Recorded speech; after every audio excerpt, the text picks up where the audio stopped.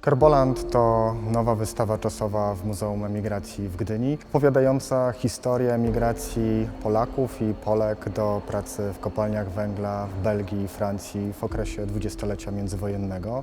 Nazwa Karboland jest to nawiązanie do wykreowanych w latach 20. i 30.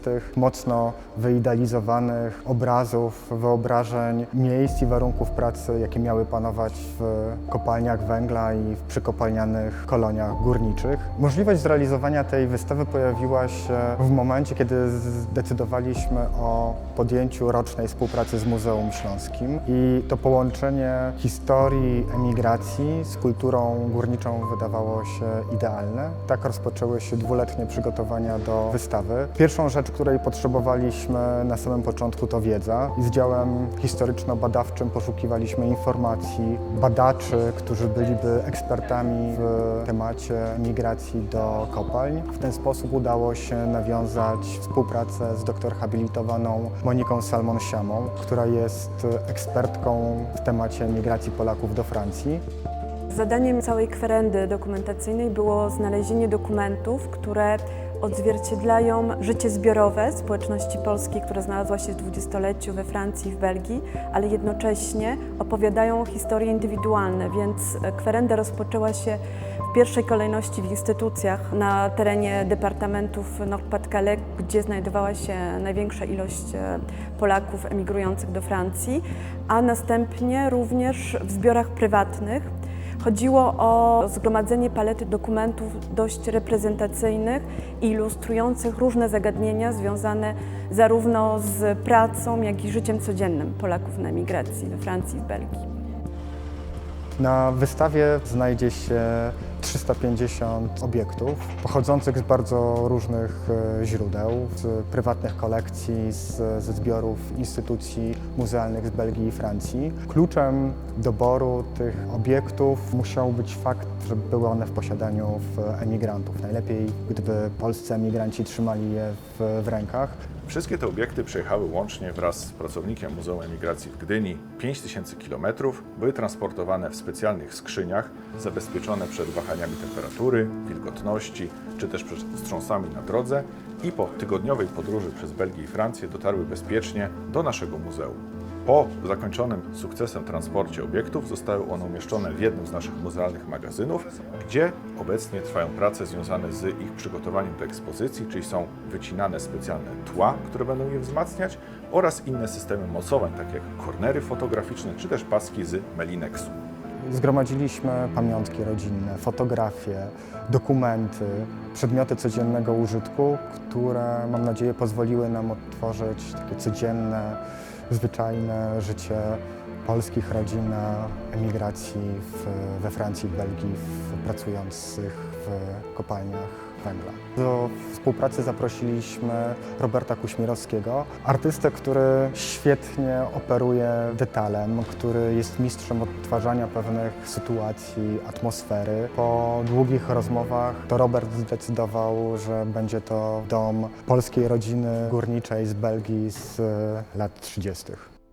Padła propozycja, żeby zrobić coś do tematu obranego, czyli problem emigracji Polaków w okresie międzywojennym do Francji, do Belgii. I były rozmowy, żeby przypadkiem jakiś jeden kąt zaanektować, jedno pomieszczenie, żeby przywołać trochę atmosferę, co taka rodzina zabierała z Polski. Ten pomysł, żeby zbudować pokoik, trochę się rozrósł i postanowiłem, że jednak to będzie pełnometrażowy budynek z wszystkimi pomieszczeniami od przedpokoju, łazienki, kuchni i pokoju dziennego, gdzie jest salon, powiedzmy, i sypialnia.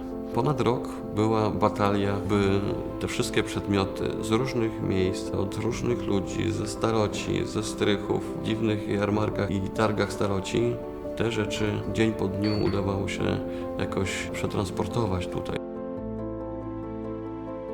Koncepcja wystawy Carboland jest oparta o kilka głównych założeń. One są związane z miejscem, z przestrzenią, w której projektowaliśmy wystawę, z głównym tematem wystawy oraz z takim aspektem wizualnym. Jeżeli chodzi o ten główny wątek, wokół którego zbudowaliśmy architekturę wystawy, chcieliśmy powiązać ją ze sztuką budowania, stawiania czegoś, opierania, składowania. Wydawało nam się, że są takie hasła, które są bardzo mocno związane w ogóle z migracją, czyli takim budowaniem czegoś od podstaw. Dlatego wystawa ma charakter konstrukcji. Można dobrze zobaczyć, jak wygląda sztuka konstrukcji czy zbudowania tej wystawy w tym wypadku. Jeżeli chodzi o przestrzeń, no to pracowaliśmy z przestrzenią, która jest nietypowa, niewygodna, długa, dominuje w niej jedna proporcja. W związku z tym chcieliśmy tą pozorną słabość wykorzystać w pozytywny sposób i zrobić wystawę, która z nią pracuje. To znaczy nie boi się tego, że jest długą wystawą. Dlatego cała ta architektura składowania jest zbudowana na długiej osi ciągnącej się przez całe pomieszczenie i to pozwala też jakby doświadczać wystawy w takiej kategorii drogi, czyli przechodzenia przez nią, w pewnym sensie monotonnej, ale jednocześnie ta architektura ze względu na swoją zmienność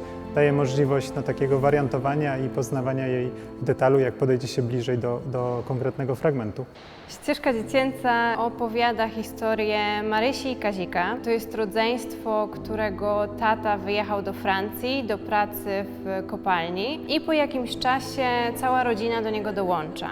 Chcieliśmy też zwrócić uwagę na to, że emigracja to nie jest tylko historia osób dorosłych, które podejmują decyzję o emigracji, ale również dzieci. Bardzo często zapomina się o tym, że przeprowadzki wiążą się z emocjami dzieci, z tym, że one próbują zrozumieć, co się dzieje, chcą uczestniczyć w tym doświadczeniu, które jest doświadczeniem rodzinnym i chcieliśmy zwrócić uwagę też na głos dzieci, na to, jak ta przeprowadzka wygląda z ich perspektywy. Sam pomysł na to, aby ścieżkę dziecięcą zaprezentować za pomocą dwóch bohaterów rodzeństwa, Marysi i Kazika, zrodził się w sumie z naszych doświadczeń tutaj w muzeum, bo zauważyłyśmy, kiedy prowadzimy działania edukacyjne, że dzieciaki uwielbiają utożsamiać się z bohaterami, uwielbiają poznawać właśnie takie jednostkowe historie. Wtedy łatwiej jest nam się empatyzować z taką osobą, no i w ogóle też zapamiętać jakieś ważne wątki.